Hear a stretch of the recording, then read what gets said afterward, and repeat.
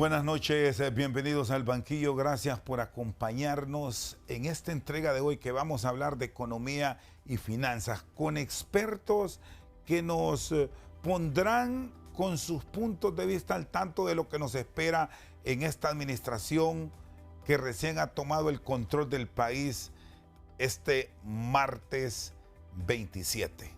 Quiero agradecerles por la deferencia y la espera a Marco Midense, es exsecretario de Finanzas y diputado actual por el Departamento de Atlántida, y también a Mario Sosa, catedrático universitario y un experto en temas financieros. Buenas noches a ambos. Antes de entrar en el detalle de los temas que nos va a ocupar, ¿cómo está viviendo actualmente la emergencia el litoral Caribe? ¿Hay dificultades, sí, licenciado Midense, en Tela, claro, en Aldeas de la Ceiba, claro, y muchas otras comunidades del litoral Caribe? ¿Qué atención se está dando y cuál es el compromiso que se asume para llevarles apoyo a estas comunidades? Buenas noches. Buenas noches. En primer lugar, gracias, compañero Mario Rosendo, y estar en el banquillo es un privilegio.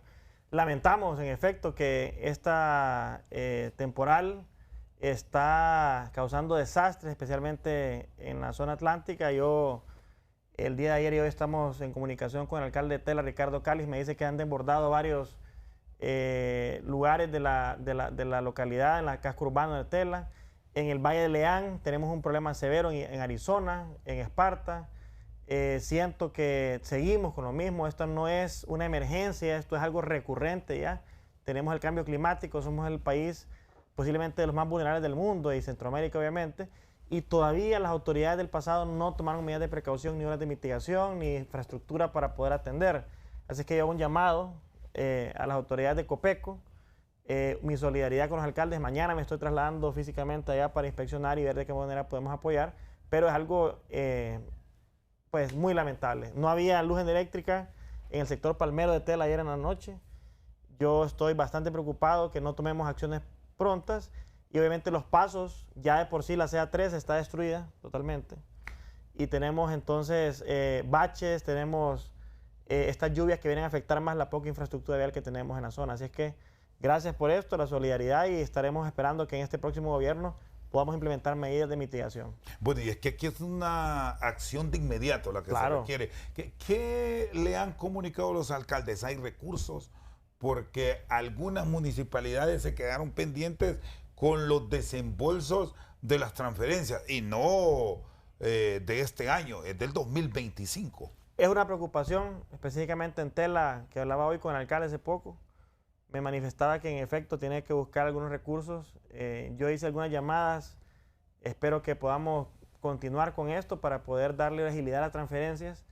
Pero lamentamos que también esto no sea algo del momento, ¿verdad? Sino que es algo recurrente, como le he dicho, y no es que llueve solo cierto tiempo. Ya tenemos un cambio climático que ha afectado mucho y hay mucha volatilidad. Así es que aprovecho para decirle que yo me siento comprometido con una legislación que venga a fortalecer Copeco, a generar sistemas para poder mitigar tanto en infraestructura como en alertas tempranas a nivel local, y pues solidarizándome con mi departamento de Atlántida. Y bueno, ya entrando en detalles de las finanzas, ¿por qué es tan complejo esto de las alcaldías?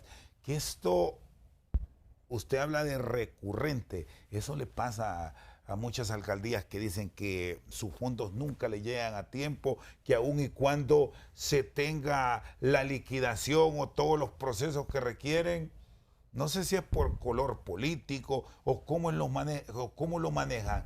¿Qué es lo que pasa ahí internamente en la administración, Marco? Mire, ese es un tema bastante complejo, ¿verdad? Usted figúrese que todo el territorio nacional está dividido en 298 municipios. Son como presidentes los alcaldes y las corporaciones municipales, el órgano legislativo. Pero la pregunta es, ¿cuáles son los requisitos para que estas autoridades sean electas? Básicos, ¿verdad? Ser hondureños, al menos de 21 años, saber leer, escribir y básicamente no tener ningún tipo de problema legal. Y es el pueblo quien elige, ¿verdad? Y si el menú es malo, usted va a tener administradores que no lo entienden. Entonces, básicamente lo que tenemos son territorios administrados por autoridades electas popularmente, pero que no necesariamente todos tienen la capacidad, por un lado. Por otro lado, algunos tienen muy poca capacidad administrativa en lo interno, instalada, institucional. Y por otro lado está el componente político, que no podemos desconocerlo. Lamentamos, ¿verdad? Y si usted no liquida en tiempo, si usted no tiene un administrador que haya planificado bien, si no tiene un alcalde con una claridad en la parte ejecutiva, usted va a tener entonces una fórmula en donde retrasa mucho el acceso a los recursos y también la poca capacidad de ejecución en algunos casos, ¿verdad?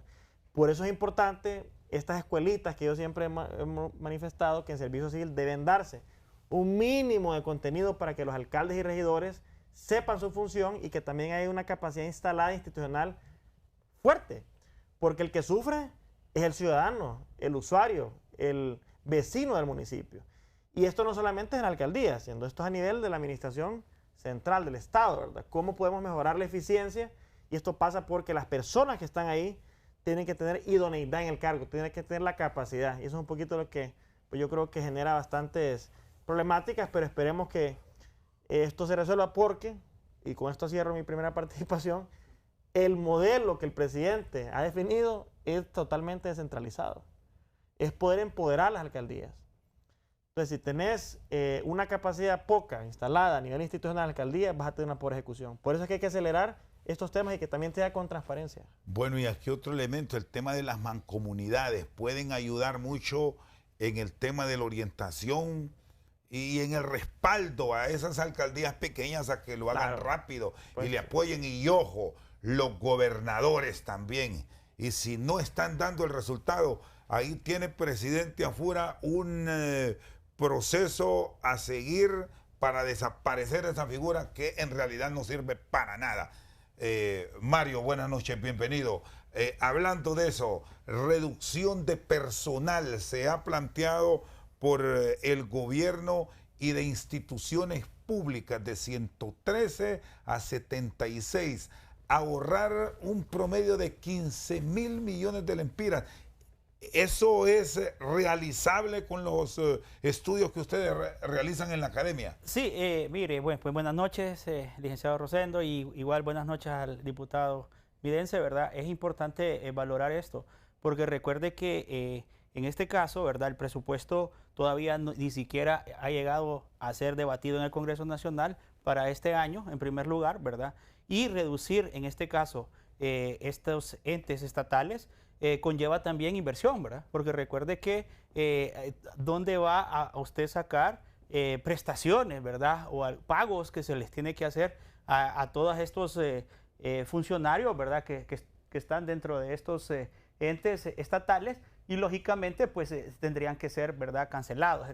Por lo tanto, pienso yo que realmente va a ser un comienzo un poco difícil en este aspecto, ¿verdad? Pero creo que este gobierno viene a socarse la faja como era por la filosofía, ¿verdad? De administración, era que se tenía que dar y lógicamente pues se va a dar ese primer paso, ¿verdad?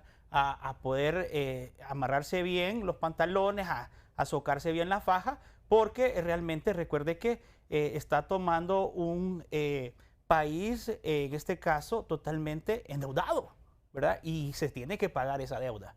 Recuerde que hay, en este caso, muchos préstamos, ¿verdad? Que por cada lempira se tiene que pagar 75 centavos a préstamos de inversión que se hicieron en el gobierno anterior, ¿verdad? Y hay que hablar también realmente de algunos préstamos, ¿verdad? Que se aprobaron en altas horas de la noche, ¿verdad? Y que yo creo que este gobierno tiene que saber negociar porque ahí tenemos el préstamo del CAF. ¿Qué va a pasar con el préstamo? Ese préstamo para este gobierno o para la administración es un préstamo que realmente me imagino yo que no sé si se van a llegar hasta puntos de negociar a pagar esos préstamos, ¿verdad? Peor que es un ente que realmente se aprobó en horas de la madrugada, ¿verdad? Recuerde eso. Y esto pues también viene a poner el dedo en la llaga a lo que está dejando o en este caso pues teniendo el gobierno que enfrentar hacia esta nueva legislación. Esta reducción de instituciones del Estado, en casos excepcionales les toca a ustedes decidir. No pasa solamente por un PCM, pero cómo llevar este proceso efectivo sin generar esa incertidumbre que ya la hemos escuchado en algún sector de la empleomanía estatal y la presión, Marcos, que a ustedes les toca. Allá cuando va a La Ceiba, cuando va a Arizona, Tela, a Jutiapa, a La Masica, ya les tienen el folder. Cabal. Y le están diciendo, no, y saben incluso hasta dónde hay vacante. O le dice, quítemelo a él porque yo tengo mejor experiencia. Sí. ¿Cómo van a ustedes involucrarse en este proceso? Bueno, primero manifestarle que desde el 2014 hubo una reforma a la Ley General de Administración Pública que faculta al presidente en Consejo de Ministros mediante decreto ejecutivo, es decir, PCMs. PCM significa presidente en Consejo de Ministros. Mediante decretos ejecutivos, que todo lo que es administración pública, centralizada y centralizada, mediante decreto ejecutivo pueda cambiarse a discreción de la administración. En el artículo 11 de la Ley General de Administración Pública define que el administrador general del Estado es el presidente, pero para estas decisiones ocupa un órgano colegiado que es el Consejo de Secretarios de Estado o Consejo de Ministros. Entonces, todo lo que es administración pública depende del Poder Ejecutivo. Ellos pueden tomar decisiones de fusionar, absorber, eliminar, crear, ¿verdad? ¿Cuándo tiene que ir al Congreso? Cuando es un órgano constitucional, por ejemplo, que no es precisamente de la Administración Central, únicamente de la égida del Poder Ejecutivo. O cuando hay una ley orgánica que le blinda, digamos, esa posibilidad. Entonces son casos excepcionales. Y por regla, entonces, con decretos ejecutivos pueden crear, fusionar, absorber y suprimir instancias. Eso es importante decirlo. Por otro lado, hay una palabra que el colega mencionaba, que es la palabra ahorro. Esa palabra es bien importante contextualizarla porque en administración privada es muy diferente de administración pública. Quien me mira, por ejemplo, y tiene una empresa, sabe que la palabra final para que haya supervivencia y sostenibilidad es costos, y esos costos tienen que reducirlos para que haya un margen de utilidad, y en ese caso ahorro o lucro, ¿verdad? O si reinvierte o se reparte dividendo. Entonces, en la administración privada usted está loco por reducir costos, ¿verdad? Por reducir costos y ahorrar. En la administración pública es a la inversa. En la administración pública, quien no ejecuta es mal administrador, porque nada le sirve el dinero en las cuentas del Estado, sentado ahí el dinero. Usted quiere ese dinero traducido en medicamentos dispensados a la gente, ese dinero traducido en cemento, construyendo infraestructura, ese dinero que se traduzca en valor público. Entonces, es importante el concepto de que en la administración pública ese ahorro que vamos a tener en reducción de la institucionalidad debe forzosamente traducirse del otro lado en inversión. Bueno, aquí hay un punto que quiero que ambos me lo compartan. Administración pública, ¿bajo qué conceptos debe manejarse en cuanto a eficiencia, en cuanto a procesos? Porque aquí hemos escuchado, no ejecuto porque para comprar una bolsa de cemento tengo que hacer tantos trámites y tantos viajes bien sencillo, para que me autoricen esa compra. Le voy a poner un ejemplo, porque soy abogado también. Yo con este aparato, si tenemos hambre, podemos pedir una pizza, ¿va? O una hamburguesa. Hace 30 años no existían los teléfonos inteligentes y no podía comprar por acá. ¿De qué año cree usted que es la ley de contratación del Estado? ¿De qué año? Es de los 80s. Hubo reformas en los 90s. Entonces, los procesos en que esa ley se generó son de un universo aparte. Hoy por hoy. Entonces hay que hoy ir por hoy con desde el una teléfono. nueva Claro, con procesos ágiles. Usted compraba un boleto aéreo si iba a la agencia de viajes hace 40 años. Pues. Ahora está el... Ahora desde el teléfono compra un boleto. Entonces, no hemos implementado tecnología, procesos ágiles para cambiar la manera de procurement, que se llama en inglés, que es todas las compras y adquisiciones del Estado. Entonces, estamos con una ley rígida de hace 40 años. Entonces, para que haya eficiencias, primero tiene que haber leyes congruentes a la realidad, al contexto de lo que vivimos. Y segundo, que quien usted coloque en la administración o en la dirección tenga claridad de cómo se ejecuta la administración pública, tenga la capacidad y competencia para hacerlo. Muy bien, ¿y cómo blindarnos, Mario, del tema de la corrupción? Ok, ahorita, solo voy a terminar algo bien interesante lo que dijo aquí el diputado.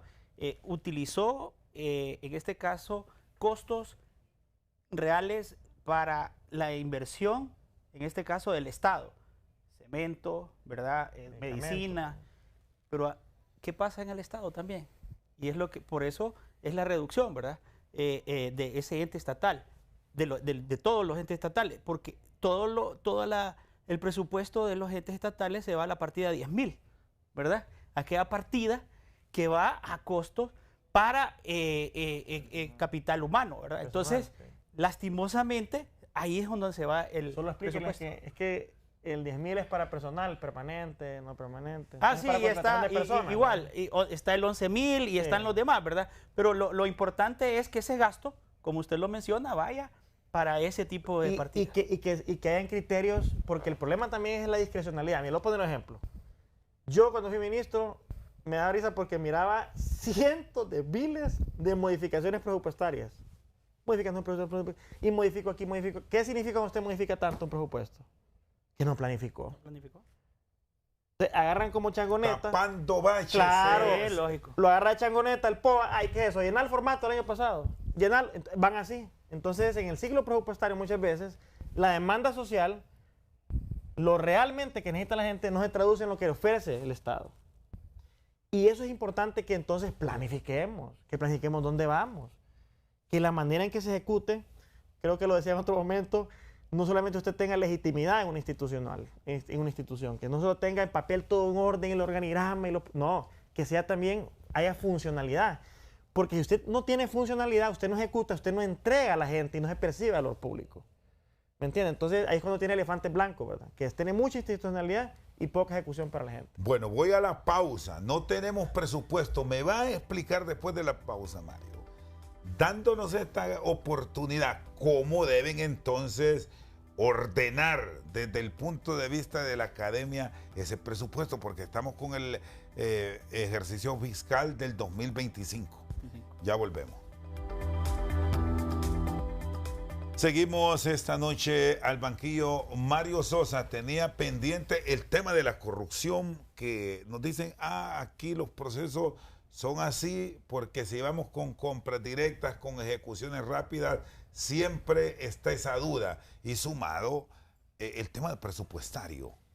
Sí, correcto. Recuerde que yo creo que este gobierno, ¿verdad? Ya viene con otra filosofía. Recuerde que creo que veníamos de una filosofía extractiva, ¿verdad? Esperemos que ya empecemos a utilizar la parte inclusiva, que cada ente, ¿verdad?, tenga esa toma de decisiones para poder, en este caso, pues ejecutar, en este caso, el presupuesto de cada ente estatal.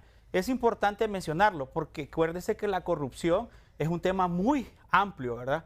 Es más, estamos entrando desde la perspectiva de nepotismo, ¿verdad? Que estamos escuchando en medios de comunicación y esto. Yo creo que el presidente es una persona, ¿verdad?, que viene a cambiar o a cambiar ese paradigma que hemos tenido. Esperemos que lo haga, ¿verdad?, por el bienestar de todo el pueblo hondureño. Y lo más importante, ¿verdad?, es combatir eso, la corrupción.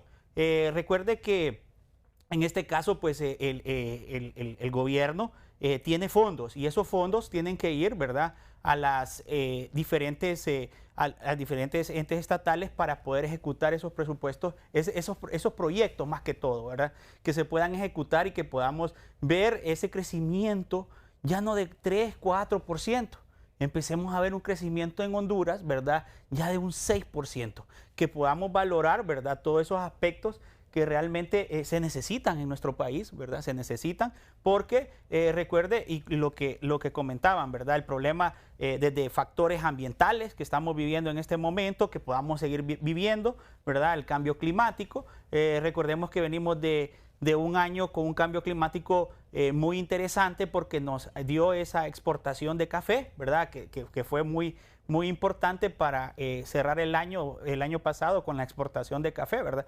Entonces, esperemos que este gobierno siga incentivando lo que decía el diputado, ¿verdad? Estos clústeres, estas industrias de exportación y mejorando también, ¿verdad?, la inversión, que eso es un punto muy importante, atraer la inversión extranjera y ese matrimonio entre inversión nacional, ¿verdad? Acuérdese que viene un gobierno con un divorcio de la inversión del COEP y de toda la inversión nacional, y viene con nuevas expectativas. y esas expectativas son importantes para el desarrollo del país. El tema del presupuesto, ¿cómo lo van a llevar en el Congreso? Se había dejado un presupuesto que se presentó el año anterior, pero obviamente aquí estamos ante un proceso de reformulación que ya está en marcha seguramente. Claro, manifestar que la ley orgánica de presupuesto establece que si no se aprueba, pues se ejecuta del año fiscal anterior, o sea que estamos operando con un presupuesto 2025, no atendiendo las realidades locales, nacionales, pero también con un cambio en la visión del presidente. El presidente ha dicho que él quiere un modelo descentralizado, fortalecer más a las alcaldías, poder llevar esa toma de decisión y ese recurso hacia los gobiernos locales, municipales, ¿verdad? Eso obedece entonces a que hay que reformular y hay que generar un cambio de visión del presupuesto y ver cuáles son las prioridades. Yo sigo sosteniendo que el principal problema del país es la falta de empleo e ingresos. Si sumamos el tasa de desempleo abierta con los subempleos formal e informal, superamos casi que 50-60% la gente que tiene algún problema de ingresos en el país. Y aquí quiero destacar la buena señal que el presidente Afura ha dado a Honduras y al mundo. El primer decreto que sancionó en el Congreso después de ser juramentado fue la ampliación del régimen de importación temporal, que por cierto tuve el privilegio de ser un coproyectista. Yo presenté junto a Lenín Valeriano el proyecto y fue el primer proyecto de ley aprobado. ¿Qué significa esto? Como decía Mario, generar capacidad productiva a un rubro como café, como palma, bananos, cítricos, piña, melón, camarones, que significan no menos de 2.000 millones de dólares en divisas, 10.000 millones de lempiras circulantes de todos los empleados que contratan, pero también significan 40.000 empleos. 40.000 empleos que se salvaron, perdón, 50.000 empleos que se salvaron con esta ampliación, que es poder dar la señal de sí al empleo. Y aquí es donde yo quisiera fortalecer un concepto, y es que el presupuesto que debe reformularse es una herramienta de desarrollo. Eso es el presupuesto, una herramienta de desarrollo. ¿Y dónde dirigiría yo la inversión pública? Pues primero infraestructura. Creo que infraestructura, sector agroalimentario y las MIPYMES son los tres sectores más intensivos en mano de obra, los que más empleo generan o demandan. En infraestructura tenemos una grave necesidad de infraestructura productiva e infraestructura social. Infraestructura productiva, llámese carreteras. Estos bárbaros de libre, incompetentes, no le dieron mantenimiento, por ejemplo, la CA3 en 4 años. Allá en la carretera de Colón, en la carretera de Jutiapa, La Ceiba hasta Colón, no existe la CA3 en ciertos tramos. Se desapareció. Entonces, imagine usted cómo movilizar personas, pero también cómo movilizar mercancías y productos. Se paraliza la economía. Por otro lado, el tema agroalimentario. Tenemos una necesidad de mejorar la capacidad productiva. Vuelvo a mi departamento de Atlante. Éramos la cuenca lechera hace 30, 40 años. Hoy la capacidad productiva, por ejemplo, el sector lechero es bajísima. Creo que hay que incentivar la industria alimentaria porque todos comemos y nos provee seguridad alimentaria. Y tercero, enfocar mucho en generar condiciones para la empleabilidad y la inversión. Sin inversión no hay empleo. Entonces también estamos con la ley de empleo temporal, que es importante. Se perdieron más de 40.000 empleos potenciales en estaciones de Semana Santa, Morazánica, Navidades, cuando esta gente de libre, de manera irresponsable, derogó la ley de empleo, sin ninguna alternativa. Entonces creo que ahí tenemos que enfocarnos en cómo generamos un presupuesto con una visión de desarrollo, y yo atacaría, a mi criterio creo que el principal problema, el cual es la falta de ingresos. Bueno, aquí un punto, ¿cómo plantear entonces las negociaciones que van a continuar con el Fondo Monetario? Ya viene en los próximos días una visita para revisar los programas que son continuidad y algunas otras peticiones que tendrá de la actual administración. ¿Cómo deben ser esos planteamientos ante el Fondo Monetario Internacional para que no nos tomen con aquella decisión de la pasada administración con una tasa de política monetaria que de un solo se hizo un cambio que no dejó nada satisfecho a los hondureños, ya cuando vimos los impactos que se produjeron? Sí, interesante, porque recuerde algo, bueno, hasta el mismo Donald Trump está peleando con Fed ahí por la tasa de política monetaria que usted menciona, ¿verdad? Porque él las mantiene en 3.7 por ahí y Trump las quiere bajar para que la inversión, como usted menciona, ¿verdad?, pueda ejecutarse en Estados Unidos. Igual nosotros, yo creo que el ministro de Banco Central de Honduras, ¿verdad? Presidente Roberto Lagos, vamos a aprobarlo ya en el acción. economista Lagos, yo creo que él él tiene un reto muy importante. ¿Cómo vamos a ver a él negociando, ¿verdad?, con Fondo Monetario Internacional esa tasa política monetaria, el 5.7%? Hay que ver cómo él pueda venir a reducirla para tener una atracción a la inversión que tanto necesitamos los hondureños, ¿verdad?, para poder desarrollar empleo, ¿verdad?, porque venimos con tasas de desempleo altas, ¿verdad?, tanto proyectivas, ¿verdad?, y esperemos que realmente con las leyes como la ley de trabajo temporal, ¿verdad?, creo que así lo están llamando, ya no lo dicen por hora, sino que temporal. Esperemos pues que sea una ley que pueda ejecutar eso, porque recuerde que el joven hoy en día necesita ese empleo, que realmente aquel gobierno lo derogó, pero no le dejó un plan, ¿verdad?, al joven de poder tener un ingreso. Entonces ¿qué es lo que prefiere el joven ahora? Prefiere mejor tener un ingreso, ¿verdad?, a no tener nada. Entonces son buenas leyes, ¿verdad?, que se puedan discutir, porque el problema, miren, algunas veces uno dice, ¿por qué la ley de trabajo por hora y esto? Mire, hay dos aspectos, el aspecto cualitativo y el aspecto cuantitativo. Este joven va a ganar experiencia y eso no lo vemos nosotros, algunas veces no lo vemos, pero la experiencia está para todas las empresas. Usted necesita buscar un empleo, necesita experiencia. Ese es un lado que lo veo positivo, en este caso la ley, y por otro, ¿verdad?, en este caso el salario. Que yo creo que en este caso van a llegar a el Congreso, ¿verdad? Ahí es donde se va a estudiar, ¿verdad?, y se va a debatir la ley, y esperemos pues que lo hagan para el bien del pueblo hondureño. ¿Cómo deben ser los acercamientos con el Fondo Monetario Internacional y los acreedores? A sabiendas de la enorme deuda que tiene nuestro país y aprovechando, este es el agregado, esa buena relación y esa coyuntura del contacto a Fura-Contrón, porque allí puede venir recurso fresco. Sí, yo creo que renegociar, incluso plantearía los pagos del servicio de la deuda. Bueno, hay un tema ahí que tengo que mencionar, es que no hubo transición también, ¿verdad? Y ese para mí es un problema, porque no conocemos a detalle. Otro buen punto, algo muy delicado. Sí, algunas cosas, ¿verdad? Yo, por ejemplo, me sumo a la crítica de, por ejemplo, ciertas políticas que a veces no son tan congruentes con la realidad. Por ejemplo, este gobierno pasado tomó una decisión de una depreciación acelerada de la lempira frente al dólar, y eso provocó un golpe a la economía fuerte, ¿verdad? El incremento del costo de los bienes importados. Si Honduras no produce medicamentos, comida, combustible, y eso se paga en dólares, se requiere entonces más lempiras para pagar la importación. Ajá, y la persona gana lempiras, pero no gana más, no se le incrementa el salario, ¿qué pasa? Pierde poder adquisitivo, ¿verdad? Si todo se incrementa el costo y no tenés más salario, entonces perdés básicamente la capacidad de poder tener un estilo de vida digno. Por otro lado, creo que hay que ser muy sensato en las prioridades que el presidente tiene, ¿verdad?, que son diferentes. Como, por ejemplo, blindar el gasto social, diría yo.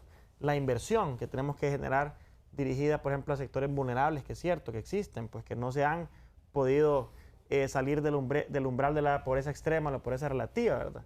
Entonces yo sería muy sensible a esto, el gasto social, o la inversión, diría yo más bien social, y por otro lado ver las prioridades, porque cambia un poquito la matriz de la administración.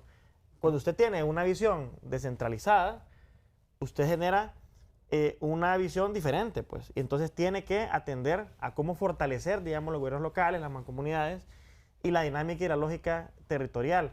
Entonces son cositas son temas que hay que tener en la mesa, preocupado, como le dije, porque no hay transición, algunos temas que creo que no hay total transparencia de información y que en estos días, pues, el gabinete tiene que ponerse, digamos, a trabajar, ¿verdad? Muy bien, hago la pausa, está con nosotros el exsecretario de Finanzas, Marco Antonio Midense, junto a Mario Sosa, hablando de la situación económica y financiera del país y los retos de la nueva administración. Ya volvemos. Seguimos esta noche al banquillo. Mario y Marco, ¿se puede renegociar en qué condiciones la deuda que tiene Honduras? ¿Podemos ir y convencer que nos bajen esa tasa de interés? o por lo menos encontrar alguna gracia por parte de los acreedores. ¿Es posible? Yo, desde mi punto de vista, yo creo que sí. Yo creo que el gobierno, ¿verdad?, debe de manejar bien estos puntos que son importantes. Como usted lo mencionaba, ¿verdad? Un gobierno de presidente Afura comprometido, ¿verdad? Comprometido al desarrollo. Y creo que los entes que antes de su gestión de presidente, en su viaje, pues fue algo bien interesante verlo. A él, pues, visitar, ¿verdad?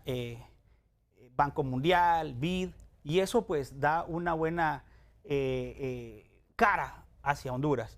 Por lo tanto, de igual manera, la filosofía de cada gobierno.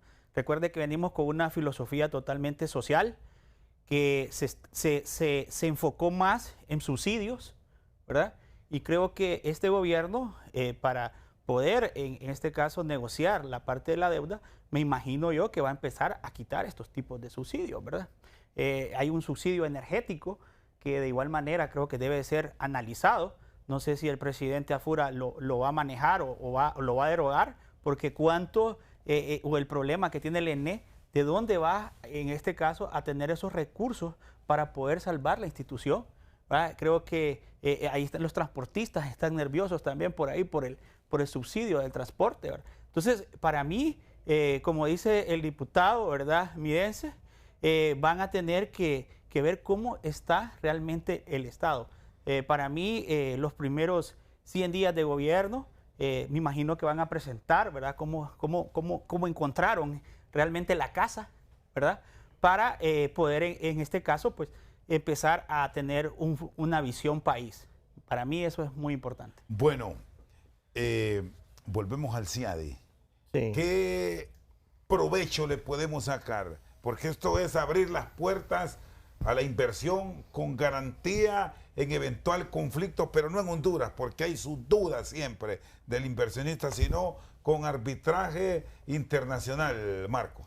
Bueno, recordar que el CIADI es un foro que es neutral, que es altamente técnico, nace en 1965 del Grupo Banco Mundial y por tanto tiene un prestigio y credibilidad que es una señal para el mundo.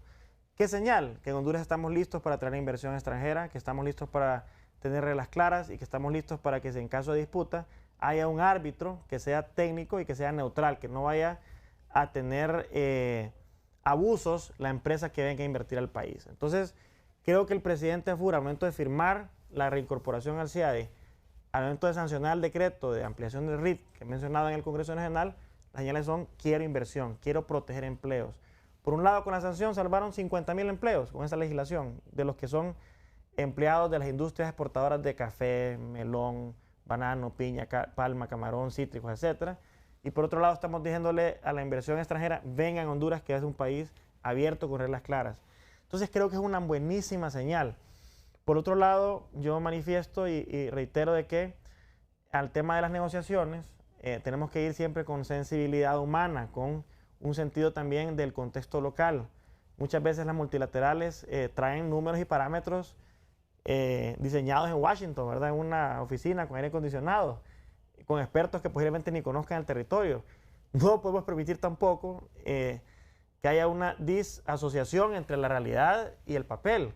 Por eso yo digo proteger el gasto social, y un componente que mencionaba Mario, que omití la primera vez, es el tema de la ENE, que ese verdaderamente es el saco roto donde van los recursos. Bueno, hay una enorme deuda que yo creo que ronda los 4,000 millones de dólares. Estamos hablando de una cantidad exorbitante de dinero, y si no resolvemos el problema del sector energético y subsector eléctrico con inversión en capital, en transmisión, en mejorar el tema de las pérdidas, que son 38% en distribución, el fenómeno este que hay un monosomnio, que es un solo comprador, que la ENEC compra caro y vende barato. Si no resolvemos eso, Honduras no va a despegar, no vamos a tener crecimiento del 6%, porque ni un país del mundo puede crecer a nivel industrial, a nivel comercial, si no tiene un componente energético resuelto ya. Entonces yo creo que son temas fundamentales que hay que revisar y que tenemos que poner en la mesa, y que espero que este gabinete económico pues pueda salir bien con estas negociaciones. Por cierto, ahí hay un programa, el Programa Nacional de Reducción de Pérdidas, que en estos años de operación consumió más de 18.000 millones. Una cosa exageradamente alta, sin obtener una respuesta efectiva en el tema de la reducción de pérdidas. ¿Cómo fijarnos metas supervisadas y que sean efectivas? ¿Qué tan difícil es hacer eso en Lené? ¿Es asunto de voluntades, falta de capacidades? Díganme ustedes que han estado en constante estudio, ¿por qué es imposible resolver ese tema? Bien sencillo, hombre. ¿Se lo puedo? Vamos. Porque estaba politizada, hombre. O sea, quieren técnicos. Esperemos a ver. Pongamos un ejemplo. Pongamos el ejemplo del sector telecomunicaciones. Hondutel. ¿Cuál es la empresa que genera más eficiencia de las tres? Las privadas. Ajá. ¿Por qué? Porque la visión estatista, hasta cierto punto entendible, hace 70 años cuando no había mercado, el Estado penetraba para servicios públicos. Pero es que yo creo siempre en la premisa de que cuanto Estado sea necesario y cuanto mercado sea posible. Yo entiendo que es de todos la empresa hondureña estatal. Pero ¿saben qué? ¿Quieren ustedes saber cuál es el peor administrador? El Estado. Entonces, si usted politiza una... Vamos a ver, ¿qué pasaría si la Junta Directiva fuera de políticos? ¿Qué cree que pasaría? ¿Vieran eficiencia? No. Vieran cómo enchambar activistas políticos posiblemente, ¿verdad? O vieran cómo generar un botín de eso para el tema extractivo político.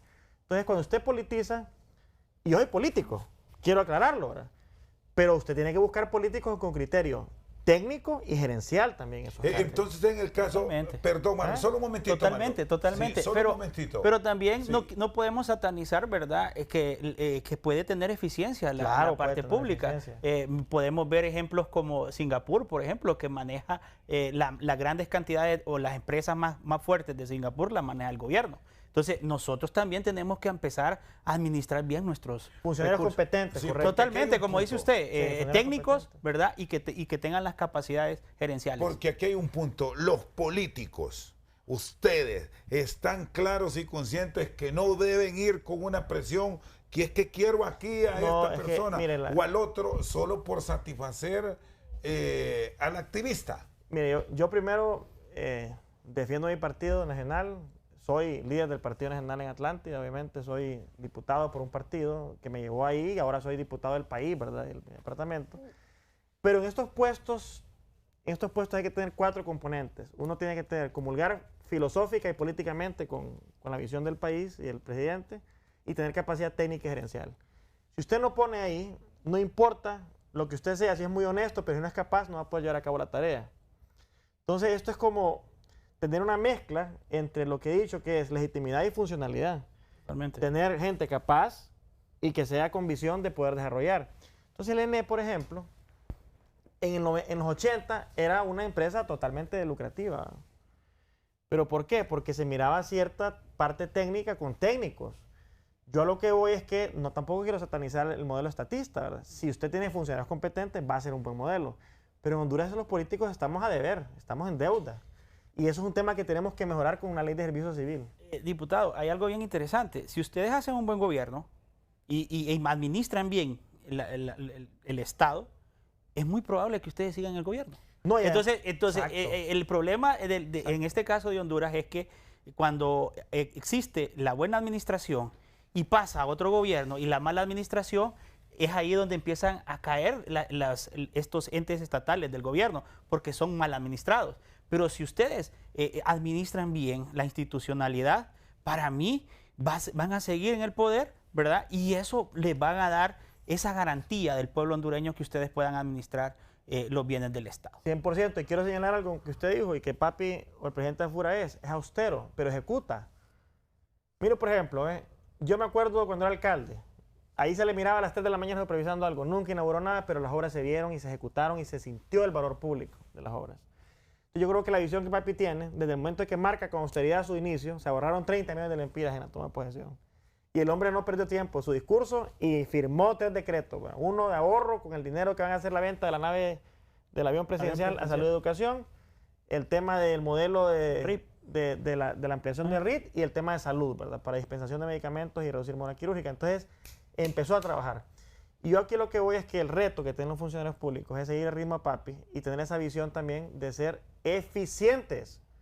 y eficientes es buscar el valor público. Y una cosa más que Mario decía, si hacemos un buen gobierno, la gente nos va a premiar con el voto posiblemente. Vamos a seguir. Totalmente. Miren El Salvador. Pero además, generar condiciones de mercado para que venga inversión y se generen empleos que hoy por hoy no existen. Eso es lo que se necesita. Muy bien, vamos a la pausa, ya seguimos con más aquí desde Al Banquillo. Bien, seguimos aquí en Al Banquillo. Vamos ya al cierre. Otros temas que tienen que ver mucho con la economía de nuestro país y que se han planteado, el régimen de importación temporal. No, fenomenal, gracias a Dios. Me recuerdo que estaba en un programa aquí con usted juntos cuando le comentaba que llegamos al 30 de diciembre. Sí, con ese y límite. automáticamente, y eso preocupa, pues, porque Claro. preocupa por lo que comentaba el diputado, pues. ¿Dónde iba qué iba a pasar, ¿verdad? con esto? Entonces es importantísimo, creo que deberíamos de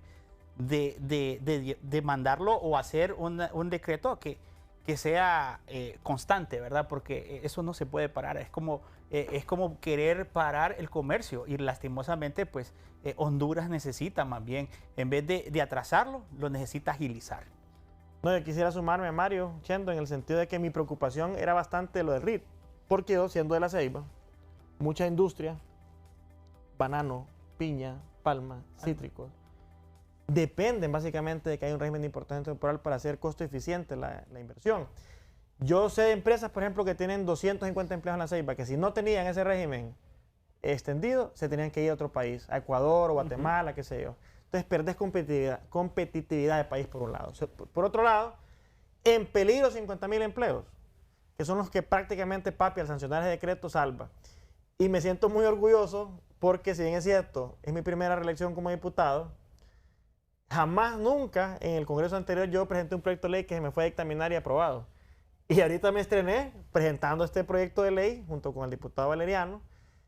Fue dictaminado al día siguiente, fue aprobado y sancionado en 2 días. Y me siento orgulloso porque con eso salvamos 50.000 empleos, que significan más o menos 10.000 millones de lempiras en circulante con los salarios que se dan al año. Pero además de eso, entre 2.000 a 2.500 millones de dólares anuales en divisas que se traen al país. Solo el café, por ejemplo, es un rubro que representa el 5% de la economía, que impacta 129.000 productores y que genera un rubro del cual nosotros nos hemos convertido en el 5º más grande del mundo, ¿verdad? Para poner un ejemplo. Bueno, el tema de la selección de personal, porque todavía está registrándose, ¿cómo y qué cuidado debe tener? Porque, bueno, de la administración anterior se criticó la llegada de mucho familiar a la administración pública. Y lo que hemos visto en las últimas horas ya es crítica, Mario, que Sí, también totalmente. están grupos de familia en cargos públicos. Esperemos que no, como le comentaba, ¿verdad? A lo largo de la entrevista, esperemos que no, porque recuerde que usted me preguntó la parte de corrupción, ¿verdad? Esperemos que no sea así. Creo que el presidente Azfura es un presidente totalmente noble, ¿verdad? Es un presidente noble, que eso no se le puede quitar a él. Y esperemos que tome decisiones, ¿verdad? Creo que eso es muy importante. Creo que hay capacidad en el pueblo hondureño para poner gente, ¿verdad?, que sea competente. Y si familiariza más que todo con el partido de gobierno, pues debería de buscar las personas idóneas para estos cargos. ¿Cómo debe ser ese manejo sin que el político meta la mano? Porque siempre lo han hecho. Estamos ante la excepción de la petición, y ya lo planteaba, de los diputados, porque les exigen mucho a ustedes las peticiones de los alcaldes, entre otros de los políticos que llegan en ese plan, Marco. Bueno, yo creo que es natural y normal querer gobernar con el partido que lo ha llevado al poder y cual comulgamos. Yo le dije a usted que habían 4 criterios para un funcionario público. Primero, que comulgue filosóficamente con usted. Segundo, que políticamente también comulgue. Y tercero, que tenga capacidad gerencial y técnica. Si usted tiene esas 4 cosas, usted puede nombrar un ministro con tranquilidad. Yo le quiero dar mi voto de confianza total y absoluto al presidente de FURA. Estamos apenas a 2 días, ¿verdad? Que están Y es que ese es el otro problema, Sí. porque ya... No, ya pero desde hoy no, hasta no, no. Sí, no, yo me pongo en el plano de lo que hemos visto. Pero creo que reclamándole la al crítica, presidente. creo que el presidente va a nombrar un gran gabinete. Esperemos las ejecutorias. Como le digo, es normal que uno gobierne con personas de confianza de su partido. También es normal que los diputados propongamos. Ahí los ministros van a tener que discernir cuál es el mejor perfil. Y también esto se resuelve con una gran reforma, que es la ley de servicio civil, que debería ser optimizada en el país, ¿verdad? Que ese es un tema que en otro momento podemos discutir. Debería haber inamovilidad en cargos de intermedios y bajos, y la rotación debería ser a nivel de las cabezas, ¿verdad? Como en otros países, como en Estados Unidos, como en Japón, como en países de desarrollo. Pero eso es un tema que vamos a hablar más adelante. Ahorita, yo sí quiero dar el voto de confianza al presidente Afura. Estoy seguro que el gabinete va a ser personas de confianza con las que va a ejecutar. Y papi, ojo, ¿verdad? Papi no es de escritorio, papi va a andar ahí en campo. Así que los ministros tienen que seguir el ritmo, ¿verdad? Y estamos a la expectativa de que lo hagan así. Y en el Congreso, felicitar a mi presidente Tomás Zambrano, a la directiva, un Congreso diferente que del día uno estamos trabajando y seguiremos así pues con energía para poder salvar cara, darle un giro a lo que es el Congreso y podernos sentirnos orgullosos de un Congreso que esté cerca de la gente, un nuevo Congreso. Bueno, y el tema del presupuesto, ¿verdad? Que tienen claro, que tenerlo ya pronto listo y con partidas especiales para apoyo de la comunidad, que eso sí debe ser innegociable. Bueno, yo creo que el gasto social o la inversión social es prioritaria, ¿verdad? Atacar los problemas de las poblaciones vulnerables es un tema fundamental, hay que ser sensible. Como le digo, yo cuando era ministro de Finanzas siempre tuve una premisa. Si yo firmaba una asignación presupuestaria, un decreto, yo decía, este papel, esta firma, debe significar movilizar recursos para que impacten positivamente a alguien en el territorio del país. Si no, estamos perdiendo el tiempo. Entonces, la movilización de recursos para inversión social debe ser prioridad. Y que el eje principal para mí de que el presupuesto debe tener como herramienta de desarrollo debe ser generar oportunidades de ingresos a las familias, ponerle dinero en el bolsillo a la gente, recuperar la capacidad adquisitiva de las familias. Y ahí los tres rubros que más generan empleo, que lo he dicho, las sociedades, infraestructura, el sector agroalimentario y los pequeños negocios o MIPYMES. Bueno, y otro punto que Mario ya lo relataba en el diálogo, lo social es bueno, sí es efectivo, pero hay algunos programas que los tienen que revisar. Hay que ver qué tanto impacto se tuvo. Bueno, porque aquí hay subsidio para combustible, aquí hay subsidio para energía, aquí hay subsidio para transporte, aquí... ¿Qué otros subsidios tenemos? La palabra aquí es eficiencia, ¿verdad? No sé si fue en este programa otro que hablamos de ahorro. Creo que lo damos en... Entonces, usted, decía Mario, usted va a recortar de 113 a 76, va a haber un ahorro, ¿verdad? Pero no es un ahorro como la empresa privada, que mira los costos totales y ahorra para reinvertir o pagar dividendos. No, en el Estado no puede ser así. En el Estado no me sirve que ahorres para poner en una cuenta en Banco Central y que genere interés. Eso no me sirve. El dinero que me sirve es el dinero invertido en medicamentos, el dinero invertido en cemento para carretera, el dinero invertido en apoyo social. Entonces, lo que tenemos que hacer es que cuando cortemos ese gasto corriente innecesario, superfluo, ese ahorro se traduzca en inversión. Y que la inversión pública sea dirigida a las poblaciones vulnerables con transparencia, como lo decía Mario, y con eficiencia. Y que sean proyectos autosostenibles, Claro. que involucren a la comunidad, ¿verdad? Claro. Porque cuando empiezan a construcción de infraestructura, tienen que traer gente de Tegucigalpa para ir a Naco Cortés, ¿verdad? Creo que hay de involucrar a la sociedad, para que sean autosostenibles. Y lo miramos en otros países. Este es un buen punto. Saquen esos funcionarios de Tegucigalpa. Agricultura y ganadería, hay que ir a los valles. De acuerdo. Totalmente. Turismo, hay que ir a las zonas turísticas. Hay que ver el Caribe y hay que ver el sur. Bueno, tenemos que empezar a competir con El Salvador, que nos está ganando mucho en turismo.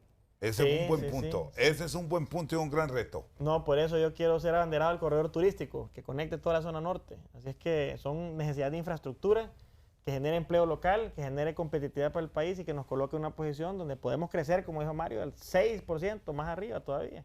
Pero para eso se ocupa un Estado eficiente, un Estado menos grueso, pero que sí va dirigido a inversión y que también quiero aclarar que la visión del presidente Afura es totalmente una reingeniería en la visión. Es pasar el poder centralizado a la descentralización. Así es que lo que usted dice, Chendo, es básicamente la visión que Papi tiene, ¿verdad? Cómo empoderar las alcaldías, cómo entender la necesidad territorial, porque no es lo mismo el desempleo rural que el desempleo urbano. Recuerde que Honduras, hoy por hoy, es más urbana que rural. El 55% de las ciudades y los municipios son urbanos. Y la pobreza, cuando pega en la ciudad o en la parte urbana, es muy diferente que la pobreza rural. Entonces creo que es importante entender esto y que se vea un enfoque territorial diferenciado. Muy bien, gracias Mario. Muchas gracias a usted. Marco. Muy amable. Esta noche al banquillo, Mario Sosa y Marcos Midense nos han acompañado. Que estén bien.